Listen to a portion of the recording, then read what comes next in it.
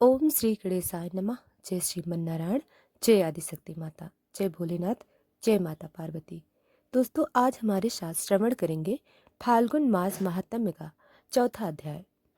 आज की कथा में श्री मैत्रेय जी कहते हैं, विदुर जी, ब्रह्म जी के इस प्रकार प्रार्थना करने पर भगवान शंकर ने प्रसन्नता पूर्वक हंसते हुए कहा, वह सुनिए।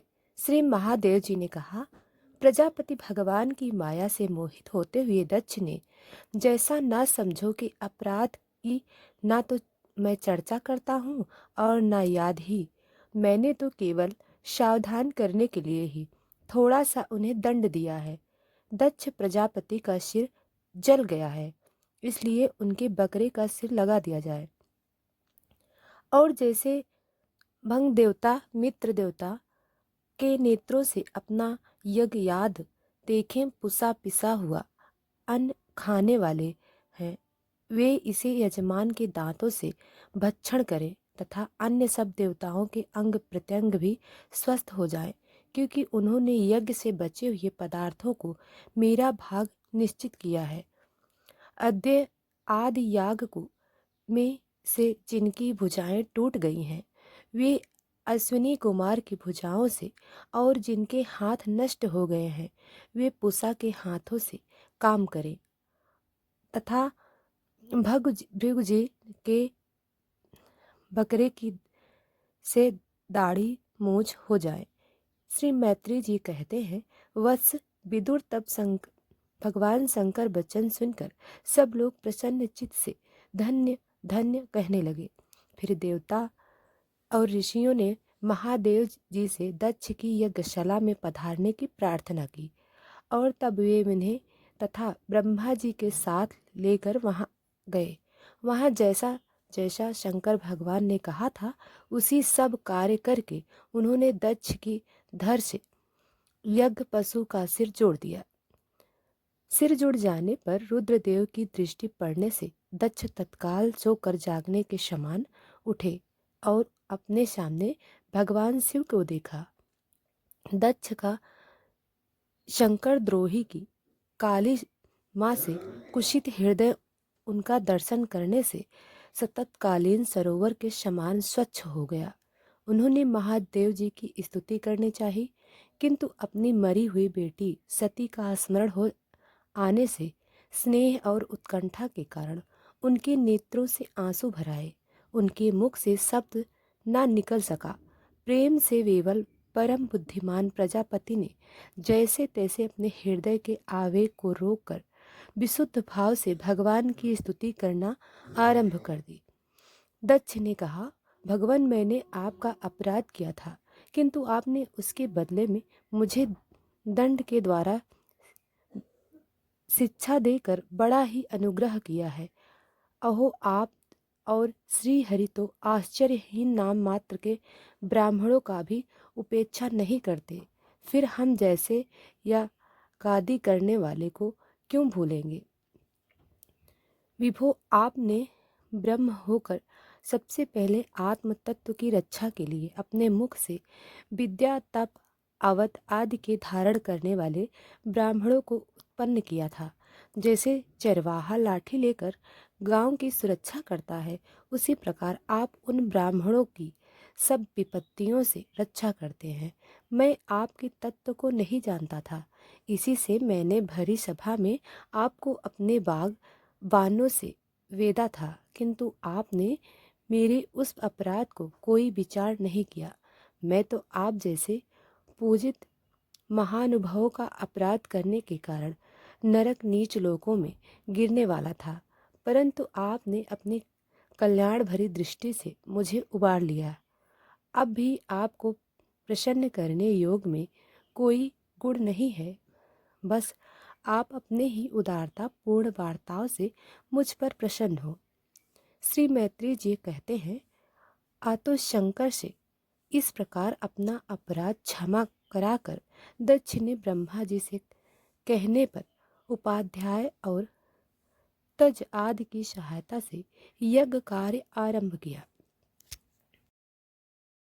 ब्राह्मणों ने यज्ञ संपन्न करने के उद्देश्य से रुद्रगण संबंधी भूत पिशाच के संसर्ग जनित दोष की शांति के लिए 3 पात्रों में विष्णु भगवान के लिए तैयार किए हुए पुष नामक चरु का हवन विदुर जी उस हवि को हाथ में लेकर खड़े हुए।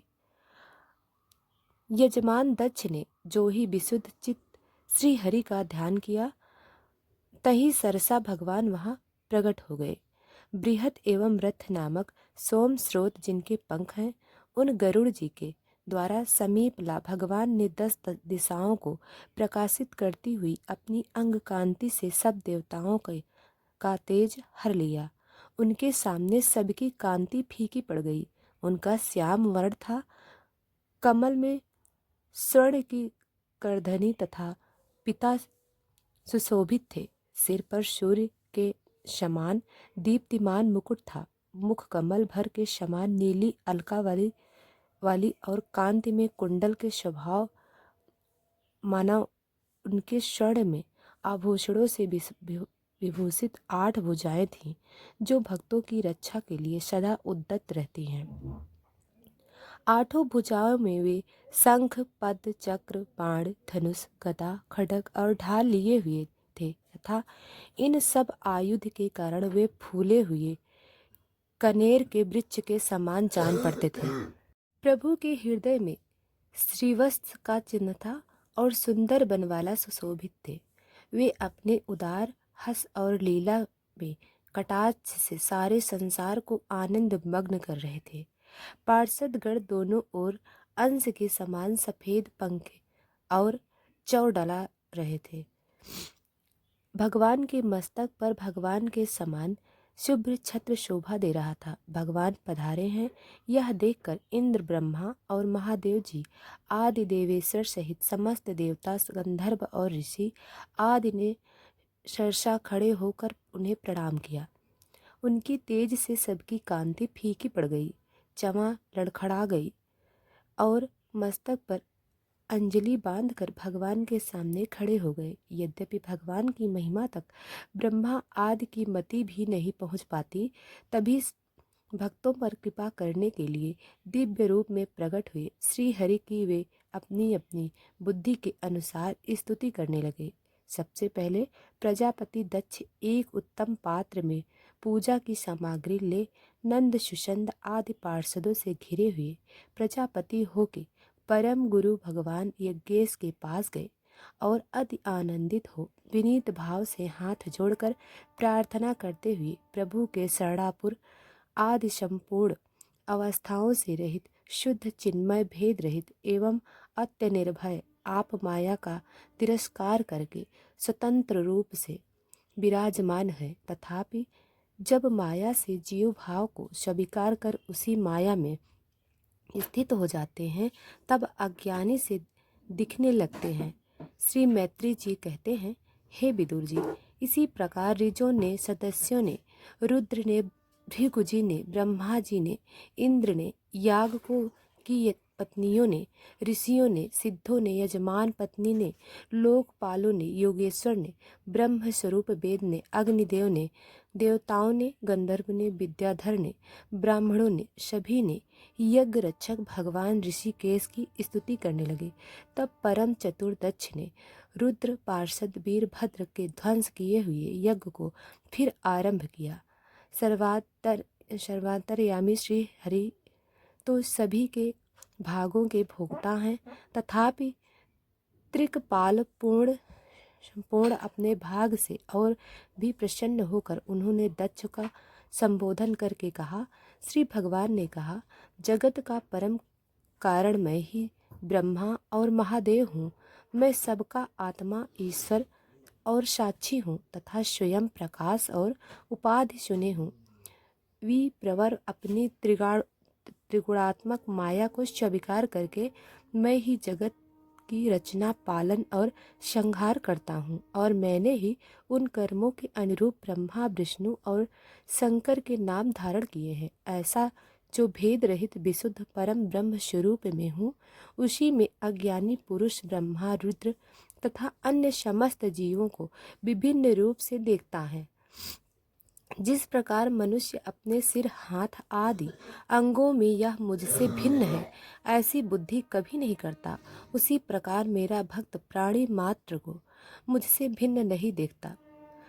ब्राह्मण हम ब्रह्म, विष्णु और महेश्वर तीनों स्वरूप एक ही हैं और हम ही संपूर्ण जीव रूप है। अतः जो हम कुछ भी भेद नहीं देखता वह शांति प्राप्त करता है। श्री मैत्री जी कहते हैं, भगवान के इस प्रकार आज्ञा देने पर प्रजापति होके नायक दक्ष ने उनका त्रिपाल यज्ञ के द्वारा पूजन किए गए। फिर अंग भूत पर प्रधान दोनों प्रकार के यज्ञों से अन्य सब देवताओं का अर्चन किया गया। फिर एकाग्र चित्त होकर भगवान शंकर का यज्ञ शेष रूप से उनके भाग से योजन किया गया। समाप्ति में किए जाने वाले द्वसान नामक कर्म से अन्य सोमपाई एवं दूसरे देवताओं का यजन यज्ञ का उपसंहार किया और अंत में तवीज के सहित अत स्नान। फिर जिन्हें अपने पुरुषार्थ से ही सब प्रकार की सिद्धियां प्राप्त थी, उन दक्ष प्रजापति को तुम्हारी सदा धर्म में बुद्धि रहे ऐसा आशीर्वाद देकर सब देवता स्वर्गलोक को चले गए। विदुर जी, सुना है कि दक्ष सूता सती ने इस प्रकार अपना पूर्ण शरीर त्याग कर फिर हिमालय की पत्नी मेना के गर्भ से जन्म लिया। जिस प्रकार प्रलय काल में लीन हुई शक्ति सृष्टि के आरंभ में फिर ईश्वर का ही आश्रय लेती हैं, उसी प्रकार अनन्य परायण श्री अंबिका जी ने उस जन्म में भी अपने एकमात्र आश्रय और प्रियतम भगवान शंकर को ही वर्ण किया। विदुर जी, दक्ष यज्ञ का विध्वंस करने वाले भगवान शिव का यह चरित्र मैंने बृहस्पति के शिष्य परम भागवत उद्धव जी से के मुख से सुना था। गुरु नंदन श्री महादेव जी के का यह चरित्र यश और आयु को बढ़ाने वाला तथा पाप पंजों को नष्ट करने वाला है। जो मनुष्य भक्ति भाव से इसका नित्य प्रति श्रवण या कीर्तन करता है वह अपनी पाप राशि को नाश कर देता है। तो इसी के साथ यह अध्याय समाप्त हुआ। अब आगे की कथा हम कल सुनाएंगे। तो दोस्तों, अभी तक वीडियो को लाइक सब्सक्राइब नहीं किया है तो अभी